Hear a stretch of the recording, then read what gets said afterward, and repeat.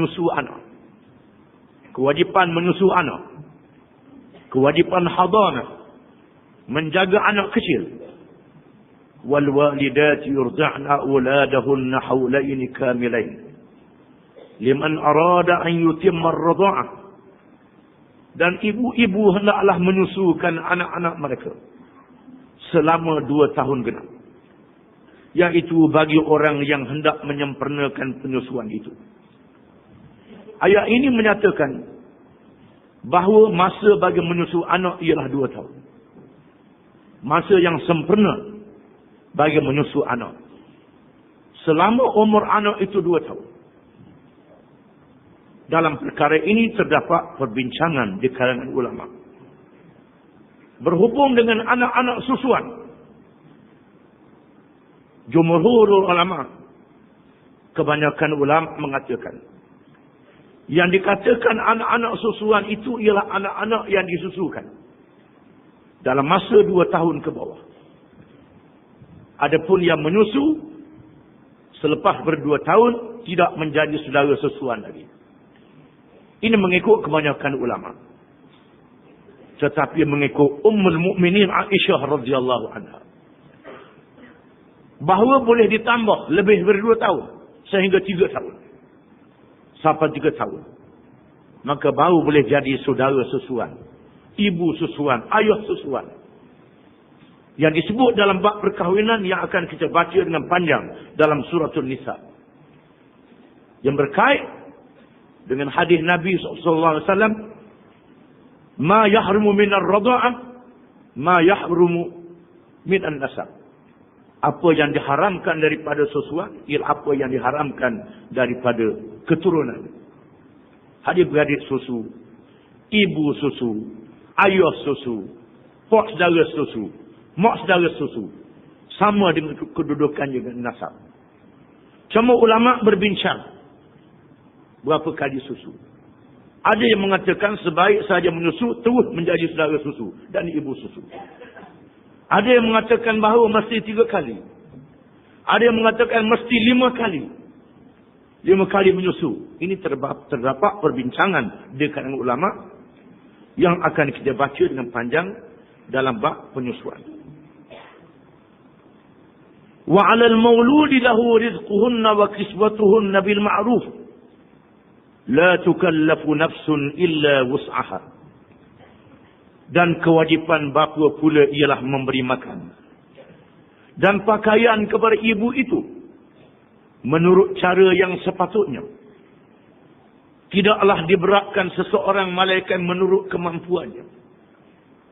Menjadi kewajipan kepada suami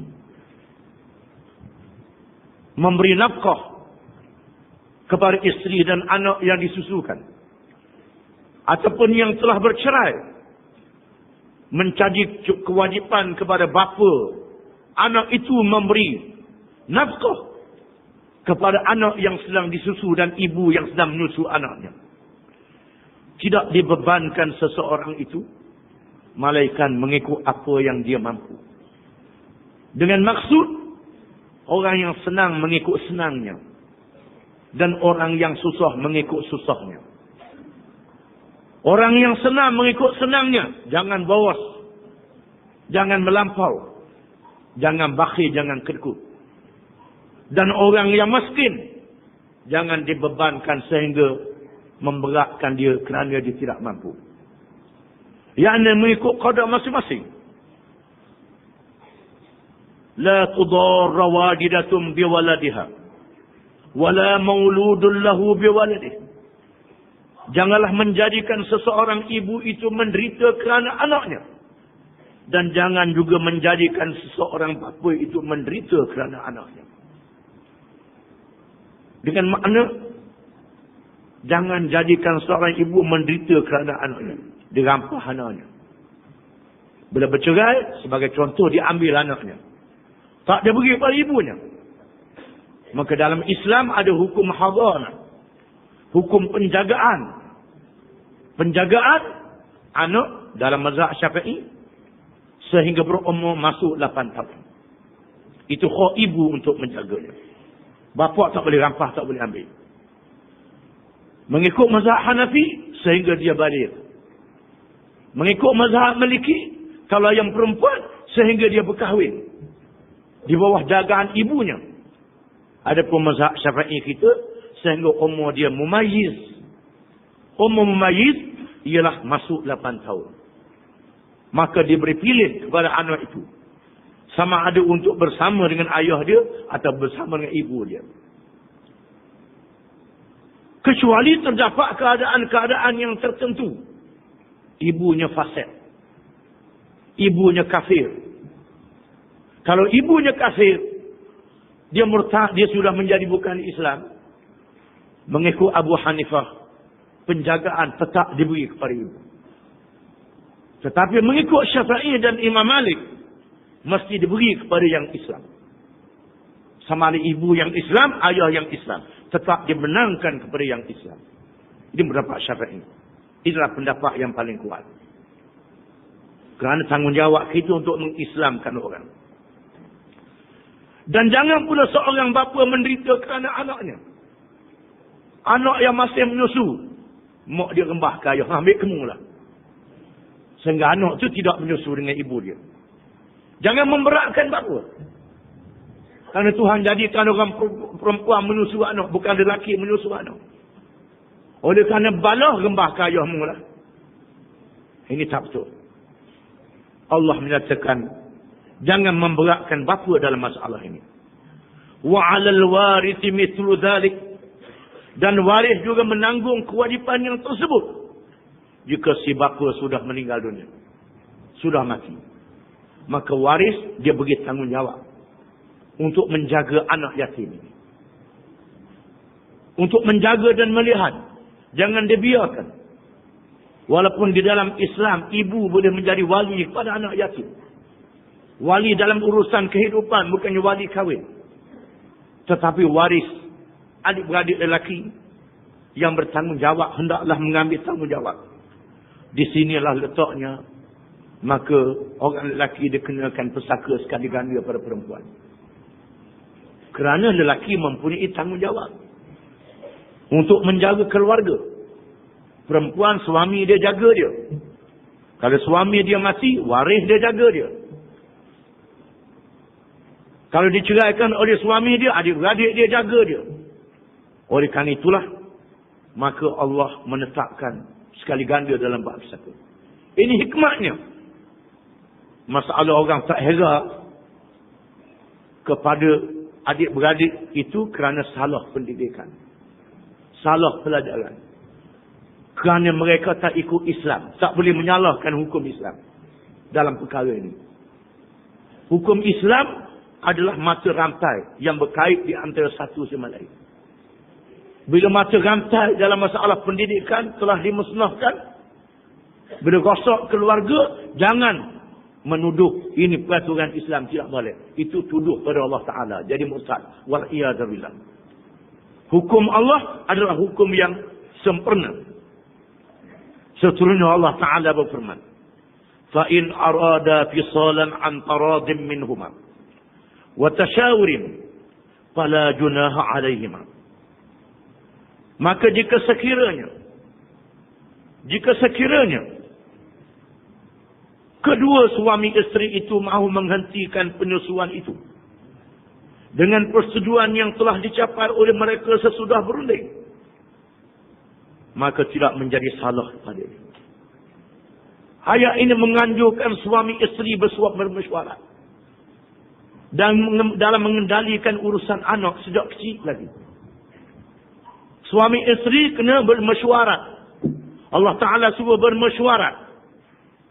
Wa tashawurin antaradin minhuma wa tashawurin. Mereda bertimbang rasa di antara suami dan isteri. Wa tashawurin dan bermesyuarat. Jangan ayah kata anak, lok ke makmu lah. Tak jadi. Jangan mak pula, lok ke ayahmu lah. Tak jadi. Ini tidak boleh. Mesti ada mesyuarat di antara suami isteri, termasuk di dalam nak melepaskan susu anak. Nak melepaskan menyusu, belum cukup 2 tahun nak lepas dah susu, dibolehkan. Allah Ta'ala mengizinkan, diizinkan oleh syarak. tidak menjadi salah, tidak menjadi dosa. Tapi mestilah jaga baik-baik. Wa in aradtum an tastardi'u auladakum fala junaha 'alaikum idza sallamtum ma ataitum bil ma'ruf. Dan jika sekiranya kamu nak suruh anak kamu menyusu kepada orang lain, nak upah perempuan supaya menyusu anak, maka tidak menjadi salah kalau kamu beri upah yang sepatutnya. Orang Arab zaman dulu, kalau kita baca dalam sirah Nabi SAW, apabila Nabi dilahirkan, setelah menyusui ibu dia, Taqi di Abu Talib, seruah ke Halimatus Sa'diyah, daripada keluarga Bani Sa'ad, yang tinggal di darat supaya menyusu Nabi SAW. Kenapa? Nak jaga kebersihan fitrah. Kebersihan semula jadi. Kerana orang darat ni, dia makan barang yang asli. Barang yang halal daripada titik peluh dia. Zahir barang itu pun baik. Sisi rohani barang itu pun baik. Maka dia mahu anak dia disusu oleh barang yang halal. Zahir dan batin. Maka dia beri upah kepada orang lain supaya menyusu anaknya. Kalau kita baca dalam sirah Nabi Musa AS, bila Nabi Musa dihanyutkan oleh ibunya dengan wahyi daripada Allah Ta'ala, kalau kamu takut nak melepaskan anakmu, wahai ibu Musa, peranyuk anakmu ke sungai. Aku berjanji untuk mengembalikan semula anakmu kepadamu. Lalu dihanyutkan Nabi Musa. Naik terdampar dekat mahligai Fir'aun. Lalu diambil. Fir'aun tak jadi nak bunuh. Dipelihara jadi anak angkat. Nabi Musa tak mau menyusu dengan orang lain. Bawa orang puan menyusu habis. Tak mau menyusu. Akhirnya Allah Ta'ala kembalikan kepada ibu dia sendiri, yang menyusu Nabi Musa AS. Dengan diberi upah oleh Fir'aun. Fir'aun bagi upah. Maka gaji dengan Fir'aun pula, ada orang kata macam mana. Itu di zaman tidak ada pemerintahan Islam. Dia mengambil upah di atas kerja dia. Bukan daripada duit orang beri kepada dia. Oleh kerana itulah, bila kita jual barang, kita jual gula. Gula kita halal, molek. Orang mari nak beli gula. Dia nak bayar pitih. Tak wajib kita tanya. Mu nak bayar gula aku, dia pitih ambil mana? Pitih mu tipu orang, pitih mu curi, pitih ambil mana? Tak wajib. Kerana kita ambil duit di atas apa yang kita jual pada dia. Daripada mana dia ambil duit itu satu hal yang lain. Itu kemudahan yang diberi oleh syarak, yang diberi oleh agama. Dalam masalah menyusu, dia benarkan menyusu anak. Hendaklah diberi upah yang baik. Wattaqullah wa'lamu annallaha bima ta'maluna basir. Dan bertakwalah kamu kepada Allah, dan ketahuilah sesungguhnya Allah itu Maha mengetahui dan melihat apa-apa yang kamu kerjakan. Allah Ta'ala Maha melihat apa yang kamu kerjakan. Semua yang kamu tengok, yang kamu buat, Allah Ta'ala tengok belakang. Hendaklah bertakwa. Menunjukkan takwa ni bukan saja dalam bab semayang puasa. Termasuk takwa dalam perkara jaga anak. Dalam perkara menyusu anak, termasuk takwa juga. Takwa merupakan bidang yang sangat luas.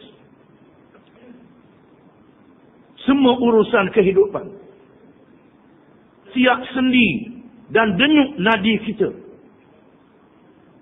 kalau diamalkan mengikut kerja taat dan meninggalkan maksiat, diberi pahala oleh Allah Subhanahu wa Ta'ala. Setelah Allah Ta'ala menerangkan berkenaan dengan penyusuan,